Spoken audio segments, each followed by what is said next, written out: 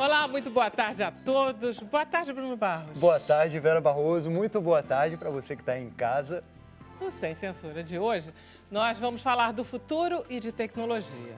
Vamos falar de comércio eletrônico de precatórios, tecnologia no direito, consumo tecnológico e vamos ter música. O pernambucano Romero Ferro acaba de lançar seu segundo álbum. O cantor e compositor segue com a mesma sonoridade do álbum de estreia, mesclando elementos do brega recifense, sonoridades do pop também e nuances do movimento New Wave. Estamos também com Vinícius Atílio, que é engenheiro administrador. Ele é sócio da Balco, que é uma fintech brasileira, e ele veio nos explicar como o comércio eletrônico incentiva o mercado de precatórios. Ele vai nos explicar. Eles têm o primeiro curso de aplicação de dados no direito. É uma plataforma que traz conteúdo sobre as inovações tecnológicas. Bruno Feigilson é CEO da Future Law, é muito chique. E ele comenta o uso das tecnologias no direito. Estamos também com Mila Talarico, que é advogada, ela é especialista em segurança de dados e ela fala sobre o consumo exagerado de tecnologia de segurança no mundo digital. Bom, como o programa de hoje é gravado, infelizmente você que está em casa não vai poder participar do programa, mas assista. Mas não tem importância, porque a gente está com o Romero Ferro, que demorou um ano para voltar, mas voltou. Voltei. Você é o mesmo rapaz do ano passado? Esses óculos não são uma tentativa de esconder uma pessoa que pois não é? Pois é, não uma pessoa que acordou hoje cedo, brincadeira. Mas eu acho que a gente nunca é a mesma pessoa, né? Isso. A gente está nesse constante processo de amadurecimento e eu estou também nesse constante processo de amadurecimento pessoal e sonoro. E aí, terceira vez que eu estou aqui já. Feliz da já vida. Estou mais tranquilão, feliz. Já é da Olha casa. Só, cheio de tecnologia. Hoje, né? Teus músicos, quem são, por né? favor, apresente. Aqui eu estou com o Pedro Thier, beatmaker também. Pedro já esteve aqui. Maravilhoso, que ele já esteve aqui. E aqui Mihaila na guitarra. Mihaila arrasando.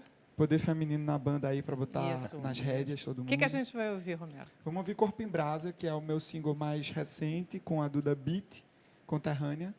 E é isso. Oba. Então vamos lá. Tudo com vocês.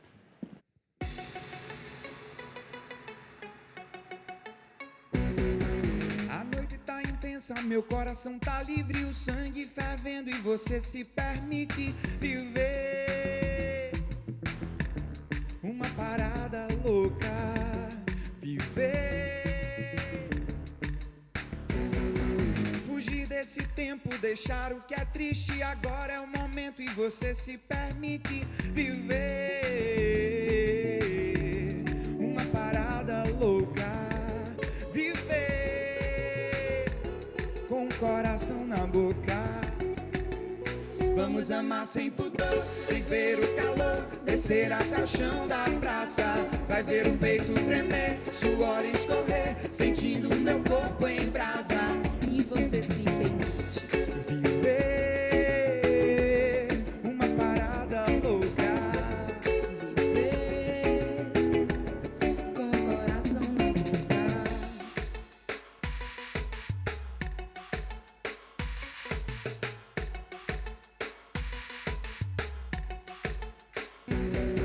A noite tá intensa, meu coração tá livre, o sangue fervendo e você se permite viver uma parada louca, viver com o coração na boca. Vamos amar sem pudor, viver o calor, descer até o chão da praça. Vai ver o peito tremer, suor escorrer, sentindo meu corpo em brasa. Vamos amar sem pudor, viver o calor, descer até o chão da praça. Vai ver o peito tremer, suor escorrer, sentindo meu corpo em brasa. se eu me permito, eu quero isso contigo, peito colado, braço aberto, licença de amigo que vem na minha. E a paixão é certeira, a gente rasga nosso corpo, nada de brincadeira.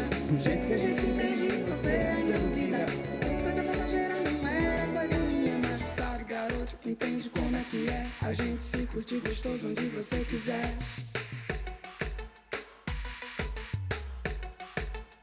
Vamos amar sem pudor, viver o calor, descer até o chão da praça. Vai ver o peito tremer, suor escorrer, sentindo meu corpo em brasa. Vamos amar sem pudor, viver o calor, descer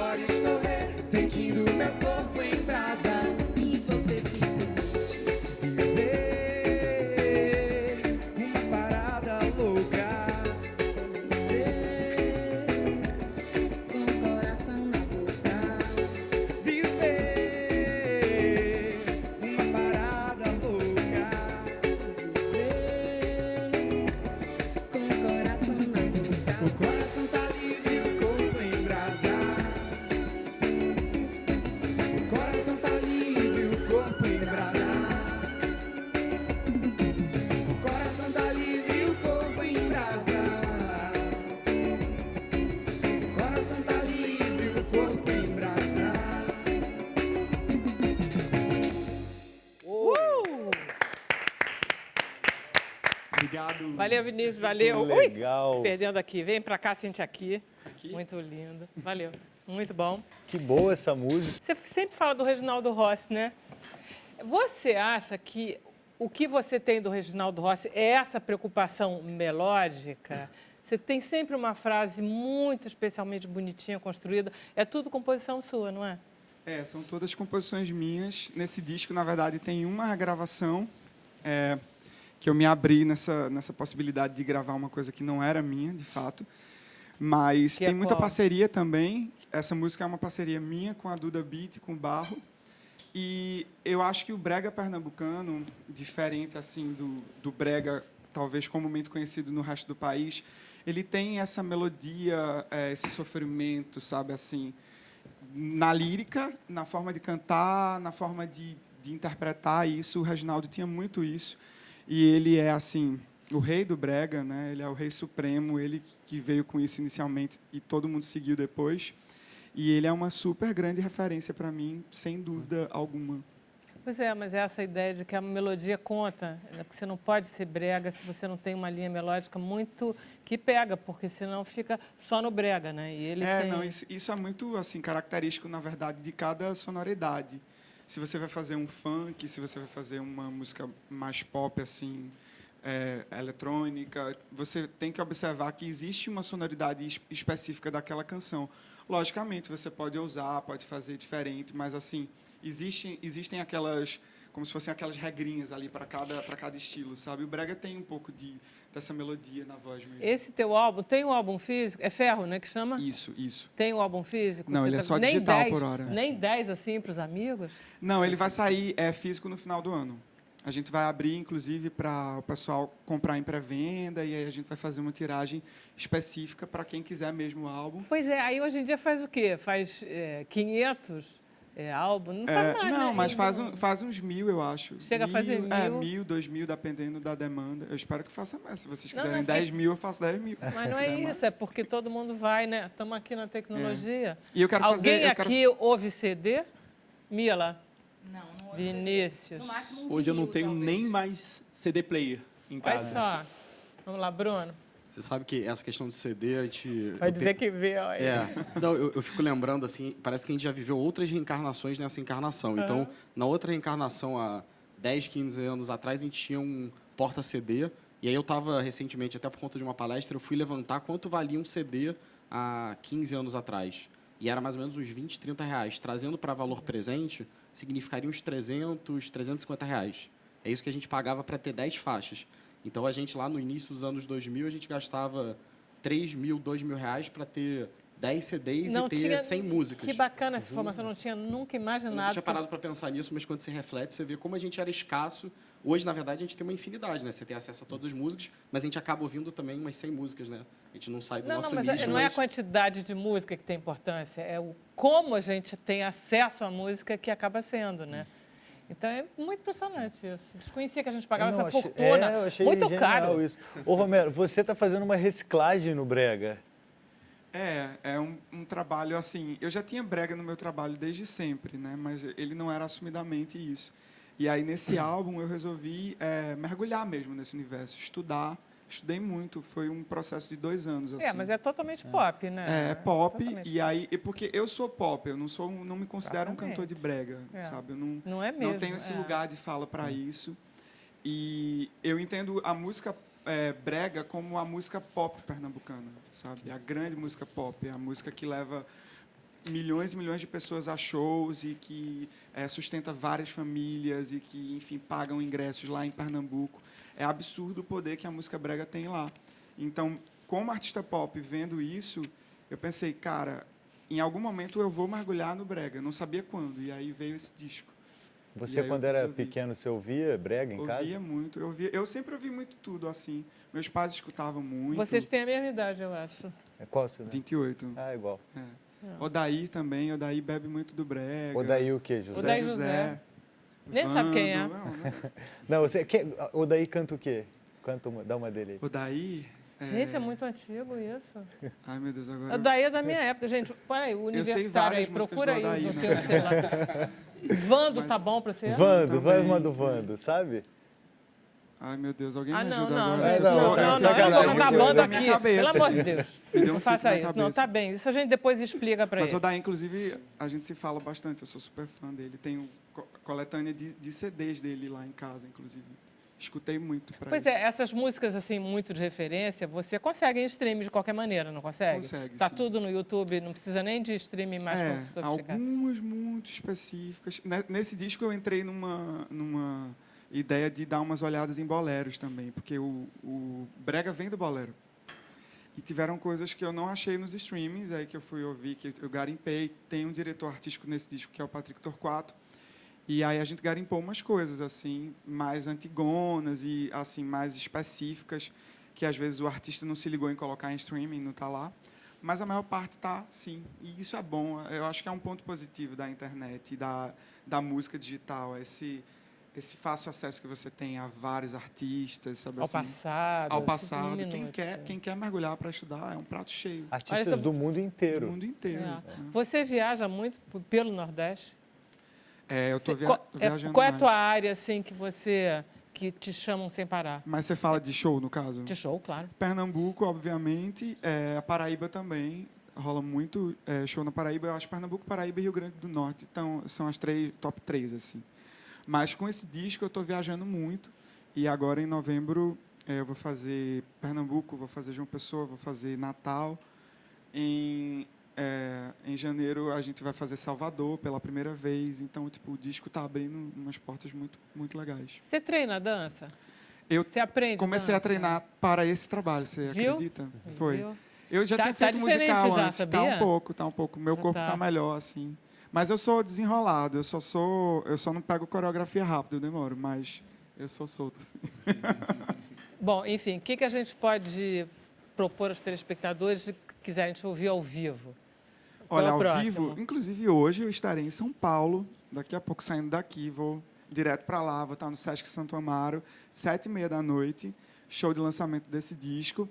Dia 7 de novembro, a gente vai estar aqui no Rio, no Manuche, fazendo esse show também. Então, ó, cariocas... Dia 7 de novembro, 7 de novembro. então, é o Convidados. lançamento... Inclusive vocês todos estão convidados, viu? Oba! Então tá bom, gente. Eu vai já lá soube que o dançar. Bruno ia estar viajando. Não, Vou tá na mas ele Bahia. volta. Ele volta. É férias, né? É. Mas, Aí. Vera, você vai cantar para te conquistar comigo, não Eu vou vai? cantar junto com Por você. favor. Você decora? Tá bom, fechado. Então tá bom. Gente, vamos fazer um intervalo rapidinho? A gente volta.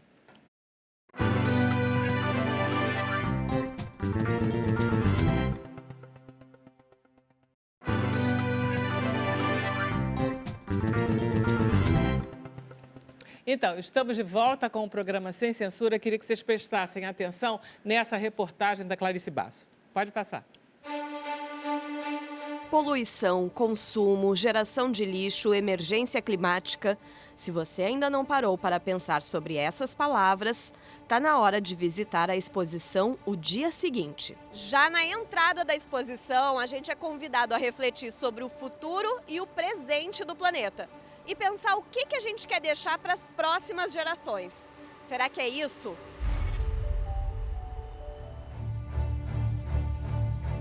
As cidades são foco de 70% das emissões de gases de efeito estufa, de mais de 60% do consumo de energia, é onde é gerado 80% do PIB mundial. Então as cidades, elas são causa das mudanças climáticas, elas sofrem as consequências e elas também são a solução. Eu encontrei aqui uma galerinha muito ligada que vai me contar o que eles mais gostaram da exposição. O que mais chamou a atenção de vocês nessa exposição? Realidade virtual. E o buraco quente. Como é que é buraco quente? O que é isso? É que ele... É uma sala. É, tipo, que meio que simula acontecimentos. Ele sai fumaça como se fosse poluição. Ele dá os Vento. ventos como se fosse tempestade. Enfim, muitas outras coisas. Esse espaço aqui, chamado de desordem, foi o que as crianças chamaram de buraco quente. Mostra as consequências, os impactos das mudanças climáticas. Vamos espiar o que tem ali dentro? É um buraco quente mesmo, tá muito quente aqui dentro. Começa a ser desagradável. E ainda tem fumaça, projeções de imagens de caos, eventos extremos como tempestades ou secas. A experiência dura 4 minutos. Tempo suficiente para entender que ninguém merece viver num planeta nessas condições. A crise climática é também uma crise humana. No módulo Desumanidades, a gente vê histórias de pessoas reais que já sofrem os efeitos do aquecimento global. Mas nem tudo está perdido. Não é só catástrofe que tem na exposição. A gente também vê iniciativas inovadoras e que podem trazer uma virada para um futuro melhor. Antes de ir embora, ainda dá para conhecer os Objetivos do Desenvolvimento Sustentável da ONU e deixar uma mensagem sobre o que queremos para o futuro.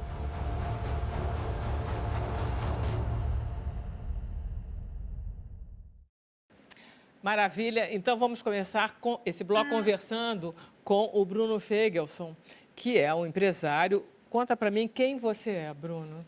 Legal, sou advogado, estou muito inserido nesse contexto de direito e novas tecnologias. Na verdade, eu sou um advogado offline que veio para o mundo online há relativamente pouco tempo, mas de forma muito intensa. Eu comprei meu primeiro iPhone em dezembro de 2015. Então, assim, eu fui um dos últimos a entrar nessa cadeia. Nunca fui tecnológico. Você anda nesse mundo de tecnologia, todo advogado fala que programou. Eu não, eu vim da atividade mais offline e comprei um celular mais digital e fundei uma startup em janeiro de 2016, que é o Sem Processo. Você era um advogado praticante em que setor? Eu trabalhei, vim da mineração, trabalhei muito. A gente abriu um escritório em 2010, aí em 2012 a gente começou a trabalhar muito com tecnologia. Aí eu vim da mineração, onde um ano demora 100 anos, você bota uma mina, demora décadas, tudo muito mais tradicional. E aí, quando eu vi na tecnologia, assim, as empresas sendo compradas em poucos dias, aí me encantou. Mas até 2016 eu era somente advogado. Então, advogava para muitas empresas, startup, mas não era um empreendedor. Tinha um escritório. Sobretudo que o direito parece que está lá atrás em termos de tecnologia. Porque parece que tudo continua demorando o tempo da caligrafia do escrivão. Exatamente. Infelizmente, o direito tem outra dimensão, né? A gente está no mundo que as pessoas se comunicam por figurinha, emoji no WhatsApp e a gente fala latim. Então, assim, a gente está completamente desconectado da realidade, mas a gente está se conectando muito rápido. Mas tem uma expectativa que mude no futuro? Para vocês terem uma noção, em 2018 foi investido 1 bilhão e 200 milhões de dólares em empresas de tecnologia para o mercado jurídico. Nesse ano, até setembro, foi investido mais 1 bilhão e 200 milhões. Então, em menos de 2 anos, foi investido o equivalente a 10 bilhões de reais somente em software para mercado jurídico. Você está falando no mundo todo. No mundo inteiro. Então, assim, isso vai ser muito intenso. Na prática, o que pode mudar? Tudo. Exemplo. Basicamente é o seguinte, você tinha um modelo de escritório, então o advogado ele demora dias para analisar um documento, para falar, usa linguagem rebuscada, propõe uma ação judicial, demora 2 anos, todo mundo tenta fugir e hoje isso está sendo desrompido. Então os advogados estão utilizando cada vez mais dados e tem um fenômeno interessante que o Brasil, e talvez poucas pessoas saibam, o Brasil é o país do mundo que mais gasta percentual do PIB com o judiciário. A gente gasta 2% do PIB, a gente tem 80 milhões de processos judiciais em curso. Então, a gente tem a proporção de um processo por pessoa. E a gente forma por ano, a gente tem 900 mil estudantes de direito. Então, o Brasil é o país dos advogados. A gente é o país que mais gasta, que tem mais advogado, que tem maior número de processos judiciais. Então, do ponto de vista antropológico, a gente tem todas as condições de ter a maior disrupção. Então, a grande revolução do direito vai acontecer muito no Brasil e de várias formas. Então, por exemplo, a gente está vendo um movimento hoje de visual law, usar designer nos documentos jurídicos. Ninguém lê contrato. Então, eu posso fazer um contrato cheio de imagens que eu facilito a compreensão do leitor. Super legal. Na prática, seria um contrato com emojis. Com emojis. Em última, mal comparando a isso. Com meme. Com meme. A gente tem uma empresa que é cliente nossa no escritório, que a gente está com... em off, assim, eu não posso nem citar o nome da empresa, mas a gente vai concorrer a um prêmio em Cannes, porque a gente fez um trabalho em visual law com determinados clientes que não tinham capacidade de ler por formação e hoje estão conseguindo compreender que os contratos estão em imagem. Então, você imagina que o direito sempre foi Arial preto numa folha branca e agora a gente está usando elemento visual. Então, isso é uma grande revolução. Como é que anda a digitalização do sistema judiciário? Legal. Porque, na verdade, é isso que conta. Perfeito. A gente teve uma curva que foi provocada muito pelo Estado, que foi o processo virar eletrônico. Então, de alguns anos para cá, a maioria dos processos estão virando digitais. E aí, na medida que o processo ele vira digital, ele vira uma massa de dados que podem ser trabalhados. Então, hoje, quando eu olho para 80 milhões de processos judiciais no Brasil, eu tenho uma massa de possibilidade de analisar estatisticamente. Então, por exemplo, você imagina uma vara de um juiz que ele toma um monte de decisão. A gente consegue dizer estatisticamente o que ele vai decidir, como ele decide, quanto tempo ele demora, e isso está começando a ser utilizado cada vez mais, tanto pelos escritórios como pelo judiciário. Hoje o Supremo, por exemplo, ele usa inteligência artificial para analisar os casos que ele vai receber na Suprema Corte. Agora, como é que os advogados que têm uma formação absurdamente não digital, Sim. você estava falando que fala latim o tempo inteiro, usa uma linguagem rebuscada, faz petição de 50 páginas, enfim, aquelas coisas intermináveis, são documentos de 200 páginas Sim. com um processo simplíssimo. Isso. Como é que os advogados estão lidando com isso? Muito bem, assim, a gente está feliz porque é uma mudança de mindset, né? Então, assim, toda mudança, disrupção, ela não acontece do dia para a noite. Então, assim, não é do dia para a noite que todo mundo entra no Uber, que todo mundo usa o WhatsApp, que todo mundo entra no Facebook, é progressivo. E a gente já está vivendo essa curva hoje no direito, é uma curva exponencial, então entra 2, depois 4, depois 8. No final, todo o mercado jurídico vai atender, só que o desafio é que o direito é o mercado mais tradicional. O advogado é aquele que usa botoadura, ninguém mais usa, a gente fala latim, a gente usa terno e gravata. Então, Ele usa botoadura. é para as pessoas saberem que eu sou advogado, né? Como é que eu vou ser identificado? Você não... Mas, então, assim, o direito, ele é conservador. O advogado, ele é neofóbico. Ele tem medo da inovação. Tá. Ele foi drivado para isso. Ninguém que vai procurar um advogado de família procura quando o casamento está feliz. Ninguém liga para o advogado de família e fala, olha, eu estou fazendo bodas de prata, então quando você está com medo do divórcio, quando você quer fazer o acordo pré-nupcial... Então você é conservador no teu pedido. Exatamente. As pessoas buscam no advogado a segurança, buscam no advogado o conflito. Então, o advogado, ele acaba sendo atraído para esse mundo de não inovação. Compara um pouco com a medicina, porque a medicina, por exemplo, o Google virou um inimigo dos médicos. Os médicos odeiam o Google porque o paciente chega lá sabendo tudo. No direito isso não está acontecendo. Pelo contrário, assim, eu acho que tem muita resistência, existe o medo do novo. Então, assim, o movimento ludista, né, desde a época da Revolução Industrial, que as pessoas achavam que as máquinas iam acabar com o trabalho, isso existe no mundo de hoje de tecnologia, mas é engraçado. Tem um professor que ele chama Richard Susskind, é um professor super referência de tecnologia, e ele na década Americano? Ele é do Reino Unido, ele é do Reino Unido, e ele, na década de 90, ele profetizou que todos os advogados iam usar e-mail. Ele quase foi expulso da OAB de Londres, porque as pessoas achavam absurdo o advogado usar e-mail, porque ia acabar com a relação pessoal advogado-cliente. E hoje o e-mail já está até saindo da nossa história e a gente só teve mais advogado. Então, a função do advogado nesse novo século que a gente está vivendo é mais importante do que no passado. A gente vai ter que pensar em carro autônomo, blockchain, criptomoeda, automação, dados. Então, é muito importante os advogados, mas eles têm que entender dessa nova realidade para contribuir com os desafios que a gente está vivendo. Ou seja, o universo das leis, da regulamentação, ele está mais importante hoje em dia. Por isso, você está falando dos advogados. E bem mais célere.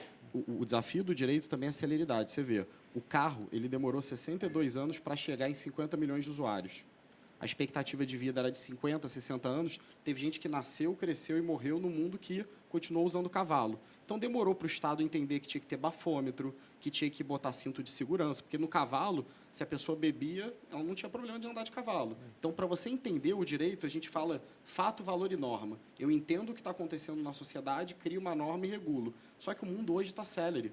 A gente teve o Pokémon GO, não sei se o pessoal lembra, mas em 17 dias... O pessoal lembra, é ótimo, né? Porque já saiu da nossa história também. Em 17 dias chegou em 50 milhões de usuários. Então, se o direito não se acelerar, ele não vai acompanhar as inovações e não vai conseguir contribuir com a sociedade. O problema é que o Pokémon GO chegou e já foi embora. É tudo muito rápido. E isso rápido. é complicado em termos jurídicos, porque o jurídico lida com uma situação mais de estabilidade também, né?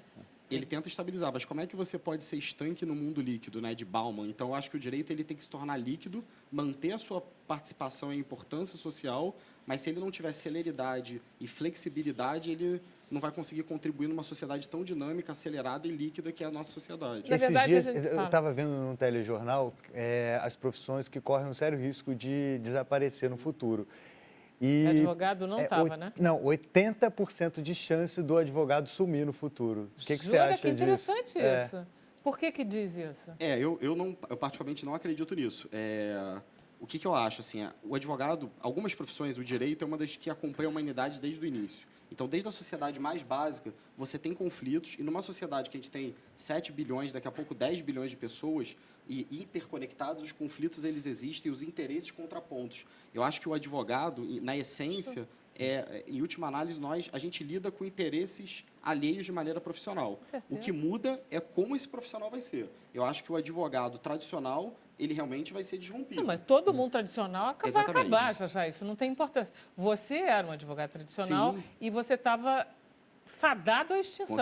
Com certeza. Né? E o que você estava perguntando dos advogados, hoje todo mundo vem. A gente criou a Future Law, que é a nossa escola de direito, muito por conta desse desejo. A gente brinca que a gente é como se fosse a SOS Computadores. Lembra que no início da computação da internet, o pessoal fala, tem que aprender sobre informática. Ninguém aprende hoje sobre informática.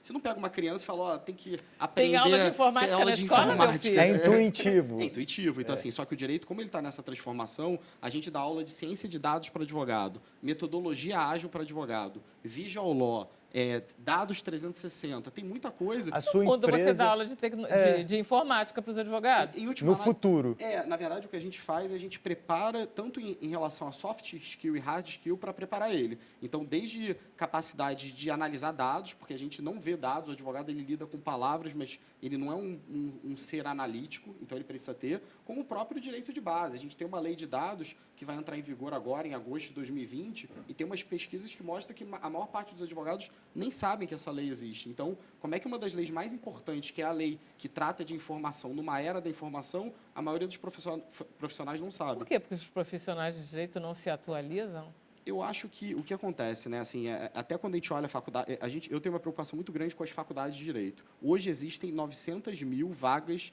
de estudantes de direito no Brasil. A gente tem 1.500 faculdades de direito. Se você somar todas as faculdades do mundo, da China, dos Estados Unidos, da Europa inteira, não dão o número de faculdades que existem no Brasil. Mas olha, a comunicação está por aí também. Mas, eu não conheço os todos. Mas e o ponto é, a gente está ensinando o direito romano, e todo respeito ao direito romano, para meninos e meninas que vão ter que lidar com carros autônomos, com inteligência artificial tratando na vida moderna. Então, é uma faculdade do século XIX, com professores do século XX, para uma realidade do século XXI. Mas isso é comum a todas as disciplinas. Todas. Engenharia de produção, música, o que seja. Está todo mundo nessa mesma brincadeira. Vera, desculpa, fala. Não, eu só ia dizer que, de fato, assim, as faculdades ainda não têm, por exemplo, disciplinas voltadas especificamente para a Lei Geral de Proteção de Dados. Mas a gente já tem cursos, o próprio Future Law e as universidades fazem cursos de curta duração. Porque hoje em dia as pessoas têm que se atualizar dessa forma. É a forma que o mundo está conseguindo se atualizar. E a gente tem sentido muito também a evolução do direito e o avanço em direção à tecnologia por essas novas gerações que se formam. Então, por exemplo, eu sou especializada em blockchain e também em proteção de dados. Explica um pouquinho, eu não sei o que é blockchain, não. Aí não vai. Então, é uma explicação que vai ser um pouco longa. Eu vou ser simples, então. É basicamente uma tecnologia de registro distribuído. Então, ao invés de você ter em um só ente, vamos pensar num cartório, por exemplo, de notas, em que todo mundo vai ter que ir até o cartório para registrar um documento, consultar um documento arquivado, a gente vai passar a ter um registro distribuído em uma rede que cada um desses pontos tem a força e a potência de armazenar e autorizar aquilo. Então, a gente usa mecanismos de consenso, criptografia e teoria dos jogos para alcançar consenso. Então, a gente está passando a utilizar ferramentas matemáticas para resolver problemas humanos. Quer dizer, o problema não é a digitalização, é o uso do que vai ser digitalizado, no fundo. Isso é que o novo advogado vai ter que lidar, é isso? Sim, e tem características também. Assim, o advogado, eu falo muito disso, infelizmente, tem muitas coisas ruins no mercado jurídico, assim, em termos... A gente lida com a justiça, mas características mesmo humanas. O advogado ele não é, muitas vezes, cooperativista. Se ele é de outro escritório, ele é meu inimigo. Muitas vezes, os ambientes da própria advocacia são, infelizmente, ambientes de assédio, ambientes que não geram empoderamento. Então, não é só tecnologia, é uma mudança de enxergar mais conectada com a nova realidade que a gente está vivendo. Ótimo, Mila, porque aí a gente pode pegar o exemplo, vamos pegar um exemplo básico nosso do dia a dia, que é o Uber e o táxi, né? Esse novo profissional, ele vai ter que ser gênero Uber, é isso? Sim e não também, porque assim, e aí falando já um pouquinho de consumo consciente de tecnologia, a gente fala muito da uberização da economia, né? Como a gente fala, né? E quando a gente para pensar, a gente dá o exemplo do Uber como um exemplo de economia colaborativa. Só que não é exatamente colaborativo, né? Porque se você tem uma empresa que está lucrando em cima dessa intermediação que ela faz, ela não é, ela está centralizando o poder. Então, o que a gente está falando de blockchain, por exemplo, é a descentralização do poder, e aí você começa a ter confiança, não necessariamente em uma instituição especificamente, mas no todo. Então, a gente começa a democratizar o acesso ao conhecimento, ao poder, e aí a gente gera outras questões. Pois é, por exemplo, essa história de segurança de dados em relação às informações jurídicas. O que seria interessante seria a transparência. Sem eu dúvidas. preciso ter acesso às informações todas se eu quiser saber se um prédio, por exemplo, o prédio onde a gente está, se está tudo certo. Eu vejo como jornalista, o prédio de Fortaleza, que você estava lá, caiu.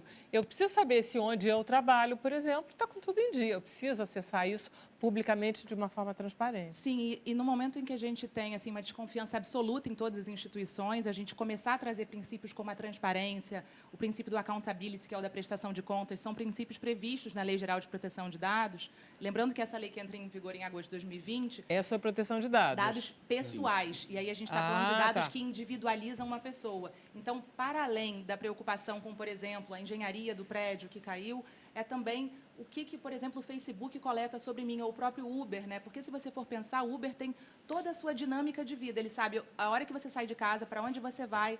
E aí, como é que ele faz para te dar segurança de que esses dados... Tarde demais para isso, né? Tarde demais. A então, gente está chegando atrasado nesse. Eles mas, já olha, pegaram isso. Sem dúvida. O que a grande dificuldade no país exatamente é a falta dessa cultura de privacidade, né? A gente fica muito empolgado com as novas tecnologias e acaba esquecendo que assim a gente está dando alguma coisa em troca, né? Então, quando a gente acessa o Facebook de graça, a gente está dando absolutamente todos os nossos hábitos de consumo, os nossos likes. Então, assim, eles criam um perfil sobre a gente que pode ser vendido para campanhas políticas, né? Mira, então, você não tem ideia. Tem uma amiga minha que estava falando no telefone com a irmã dela no Rio Grande do Sul e a irmã disse para ela, eu acho que meu marido vai ter que usar fralda. E ela viu anúncio de fralda logo em seguida. No dia seguinte, ela pegou o Facebook e tava várias ofertas de coisa. Ela tinha falado no telefone celular. Mas o telefone celular hoje, assim, ele ainda Entendeu? não é orgânico, né? Ele ainda é sintético, mas ele está totalmente já integrado já tá dentro, dentro, né? entendeu? Então você assim, falou, o algoritmo quando a gente, vai lá, pegou 3 tem palavras. essas assistentes virtuais. Se você existe esse teste, já foi feito. Se você desliga o seu celular e você desliga ele, dá uma volta pela cidade, liga ele de novo, a quantidade de dados que ele coletou, mesmo desligado, sobre você, sobre a sua localização, geolocalização. Então, assim, a gente está totalmente refém mesmo. E o que falta, nesse caso, é uma maior conscientização da população, e, para isso, é educação. Então, assim, é muito legal a tecnologia, eu sou fã, mas é preciso que a gente saiba o que a gente está dando em troca dessas facilidades. Porque, por exemplo, Vinícius se beneficia largamente dessas facilidades. Vamos lá, conta para a gente, Vinícius, qual foi a sua ideia em termos de...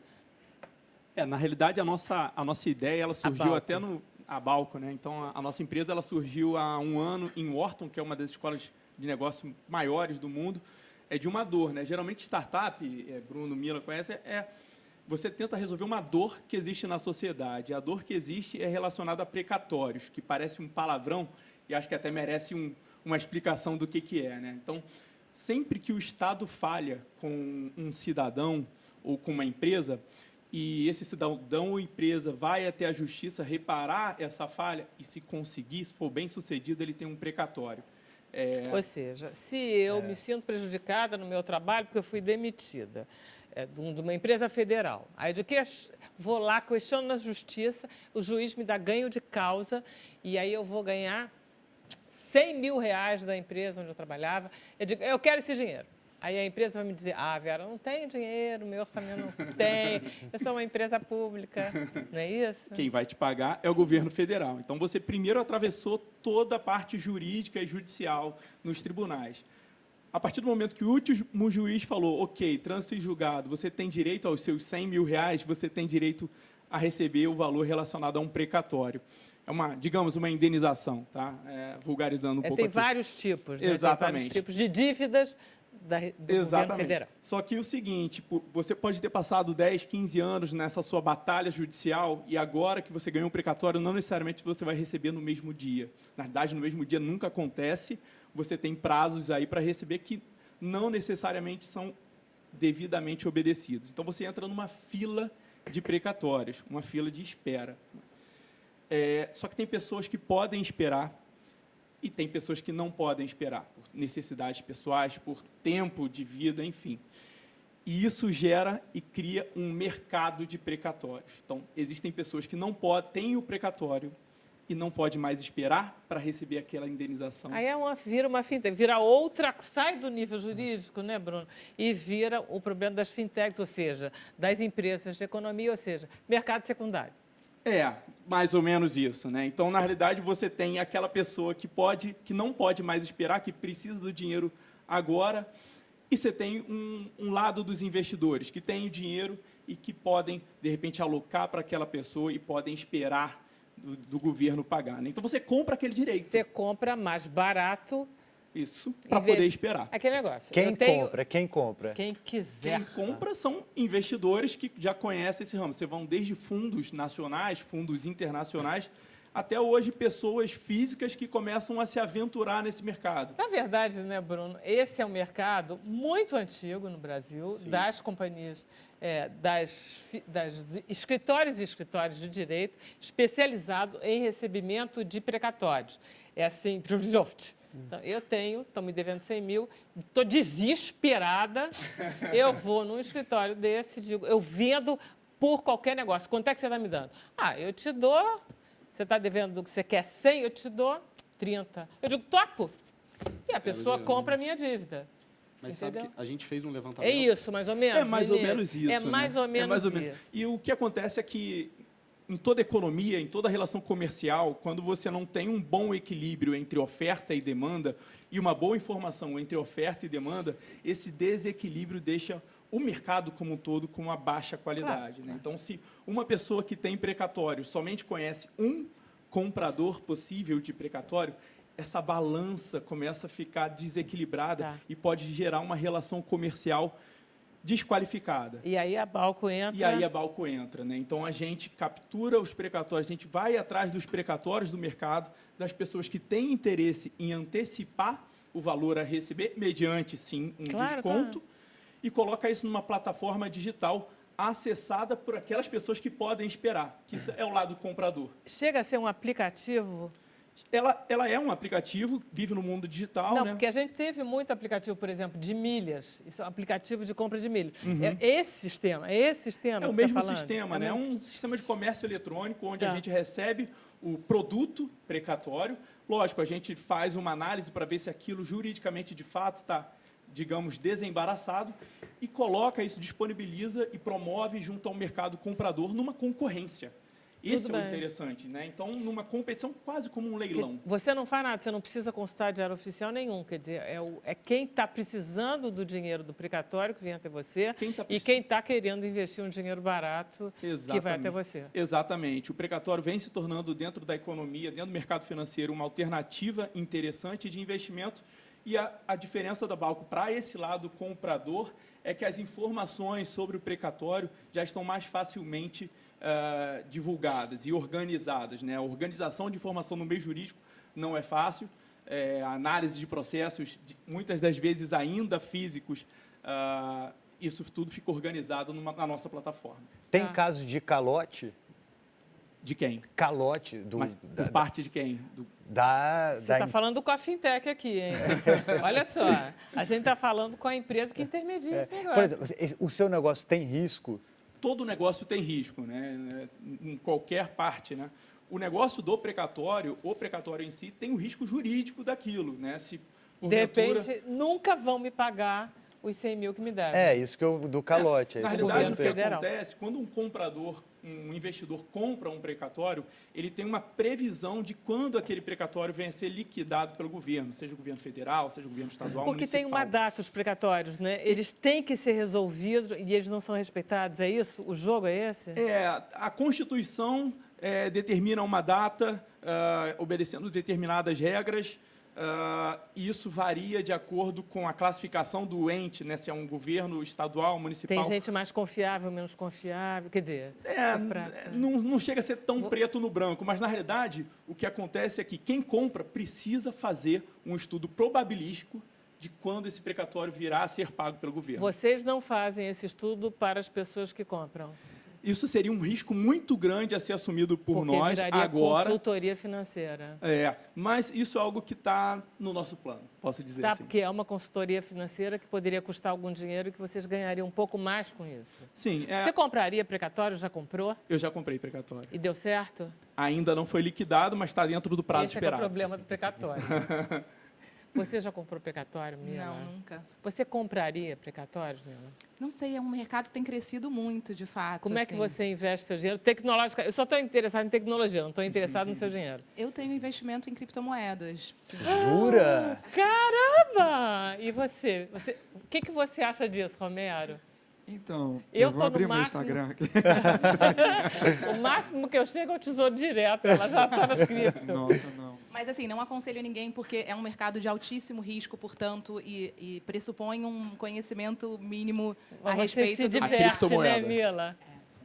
Você se a criptoeconomia como eu um tenho todo, medo sim. disso, sabia? Eu tenho um pouco de medo Mas disso, tem que ter mesmo, Para no ficar sentido claro de para quem que- está em casa e não sabe o que é criptomoeda, o que é criptomoeda? Então, as pessoas em geral já ouviram falar em Bitcoin, por exemplo, né? Que é uma moeda que não tem lastro. Nem todo mundo. Hã? Nem todo Nem mundo. todo Sim, a mundo. gente já Bom. fez até programa sobre isso. É uma moeda que não tem lastro, de fato, né? E ela basicamente, o valor dela sobe ou desce com base na oferta e demanda. Então, assim, é algo que, por exemplo, 1 ano e meio atrás estava super em baixa e aí recentemente subiu para caramba, e aí estou falando especificamente do Bitcoin, e aí tem a ver com arquitetura de sistema. Por isso que eu digo assim, para investir em criptomoeda, ou você vai se utilizar de uma consultoria financeira específica para esse universo, que conheça isso bem. E você ou tem que ter muita grana para investir? Não necessariamente, porque o legal da criptomoeda é porque existe a possibilidade de você fracionar nas casas você compra milesimais, sabe? Então, você compra, Pedacinho por exemplo, de um cripto. Bitcoin hoje custa, já nem sei, gente, 6 mil atualmente. estava 6 mil na época. 6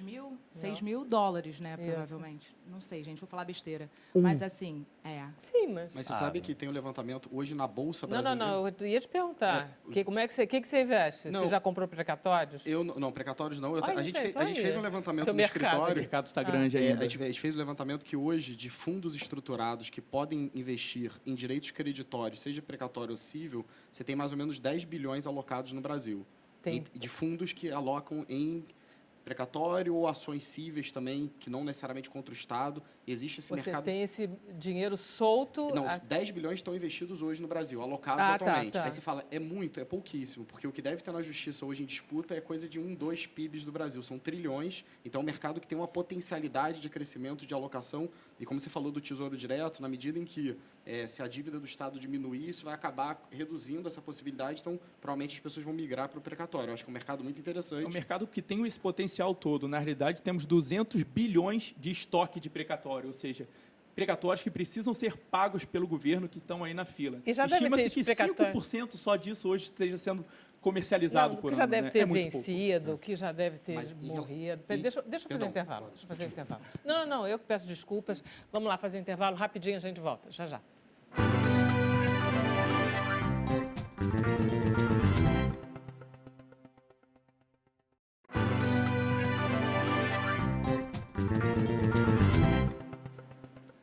Olá, estamos de volta com o Sem Censura. Temos um VT com Eduardo Magrani. Olha só, vamos lá ver? Olá, pessoal. Eduardo Magrani aqui, falando diretamente de Berlim, onde estou fazendo uma pesquisa aplicada sobre proteção de dados e eleições, mas não queria deixar de contribuir para o tema de hoje do programa, que é um tema tão interessante sobre consumo do futuro. E o que eu acho importante nesse cenário é de que, por conta de todo esse avanço da internet, da era digital em que a gente vive, o consumo do presente, certamente do futuro, ele vai ser um consumo permeado por algoritmos, onde, como funcionam com as redes sociais e diversas plataformas hoje, os algoritmos mapeiam os nossos gostos, anseios e sonhos e sugerem conteúdo relacionado com aquilo que a gente gosta. Hoje, o consumo digital, ele é muitas vezes um consumo invisível aos nossos olhos. Então, como a gente vive hoje em um mundo de Big Data, às vezes a gente está consumindo produtos, serviços, só que a gente não sente isso como um consumo. Então, a gente precisa ter uma consciência mais crítica sobre quando e como que a gente está consumindo nesse novo mundo digital. E atrelado a essa invisibilidade do consumo hoje na era digital, a gente tem também vícios, compulsões que surgem nesse cenário, onde tudo é tão microdirecionado para a gente que a gente se sente com uma vontade quase que muito difícil de ser contornada de consumir todas essas informações, produtos e serviços que a gente vê nas plataformas digitais, porque eles são praticamente perfeitos para cada um de nós e a gente pensa que seria difícil conseguir viver sem esses produtos que estão sendo mostrados e que são tão alinhados com os nossos gostos e vontades. E isso tem gerado uma série de vícios tecnológicos que vão se traduzir também como vícios de consumo. Maravilha. Quer dizer, eu até queria conversar com você, Romero, sobre isso, porque é um pouco consumir ou sumir. Às vezes dá vontade de sumir nesse mundo. Mas você ia fazer uma pergunta para a Mila. A gente estava falando aqui no intervalo sobre esse acúmulo de informações assim dos aplicativos e nessa área digital toda, né? Eu tenho muito medo disso, assim. Isso também está relacionado a esse fato do que a gente estava falando de investir ou não investir. Eu logicamente, cedo informações minhas para aplicativos, porque a gente está meio que refém disso. Não tem como ficar de fora. Senão você fica fora dos aplicativos. Né? Mas, assim, o que é que você pensa sobre isso e o que é que você diria para as pessoas assim que não pensam sobre isso, que nunca nem pararam para pensar?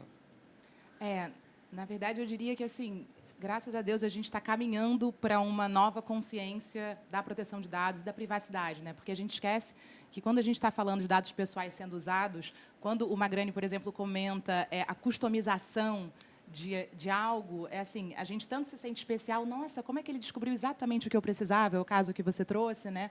E isso aconteceu várias vezes comigo já. Eu achava que era, assim, coincidência. Olha para isso. Pois é. E aí, essa que é a grande importância da gente saber do que está acontecendo por trás, a gente ter uma transparência nesse sentido. E as empresas passam a ter essa obrigação agora, a partir de agosto de 2020. E não só as empresas, como o governo como um todo. Então, assim, tanto o poder público como a iniciativa privada passam a ter deveres perante os cidadãos, no sentido de que os donos dos dados somos nós.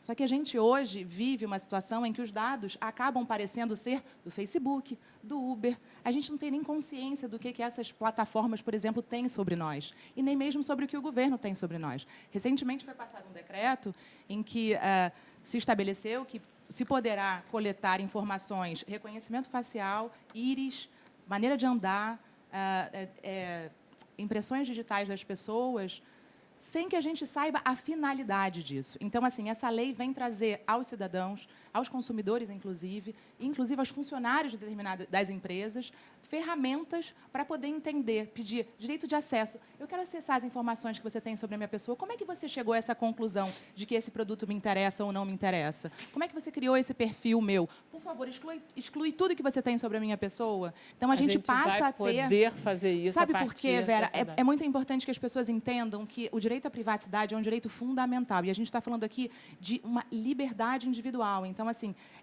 esse é um aspecto essencial da democracia. E aí, a partir do momento que a gente passa a ter as nossas liberdades cerceadas, fica muito complicado. Maravilha. Deixa eu terminar aqui. Vinícius, você queria dizer mais uma palavrinha. Te dou 1 minuto. Não, só para terminar um pouco aquele assunto que nós estávamos debatendo de precatórios e sobre como o comércio ele acaba ficando desbalanceado quando uma das partes tem pouca informação ou uma das partes tem pouca oferta ou pouca demanda, né? O comércio eletrônico, assim, de precatórios, assim como de qualquer outro produto, ele acaba equalizando isso. Então, tem mais demanda e mais oferta, mais informação em ambos os lados, e aí essa economia começa a ficar mais justa, principalmente no modelo de leilão eletrônico, no modelo de competitividade, em que as precificações tornam-se de melhor qualidade. Fica mais no futuro. Exato. Fica mais de acordo com o futuro. Última palavra, 20 segundos para você. Muito obrigado. Tá ótimo, então. Pode ser uma musiquinha para a gente... Claro. Finalizar bem a sexta-feira, né? Esperando todos vocês em São Paulo agora, tá? Isso 7h30. E dia Vamos 7 lá. de novembro aqui no Rio de Janeiro, lá no Manus. E Beleza, gato. Vamos lá. Então tá, a gente volta segunda, Bruno? Até segunda. Valeu.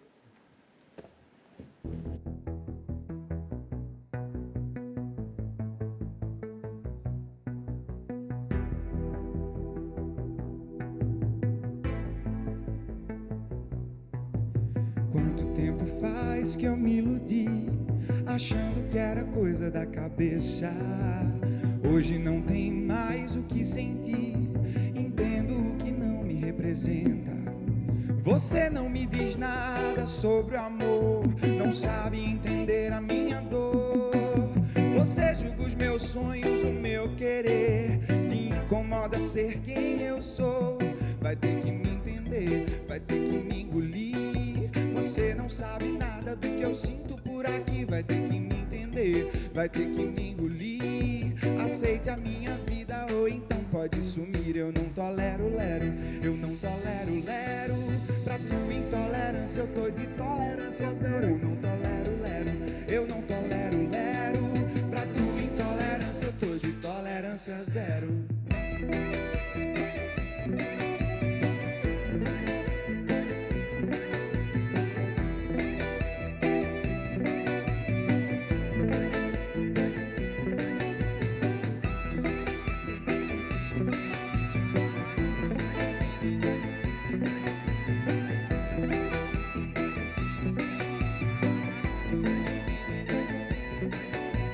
Quanto tempo faz que eu me iludi, achando que era coisa da cabeça. Hoje não tem mais o que sentir, entendo o que não me representa. Você não me diz nada sobre o amor, não sabe entender a minha dor. Você julga os meus sonhos, o meu querer, te incomoda ser quem eu sou. Vai ter que me entender, vai ter que me engolir.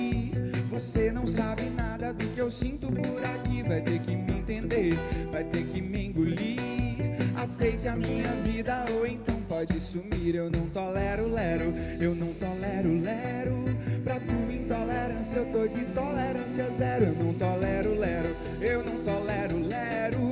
Pra tua intolerância eu tô de tolerância zero.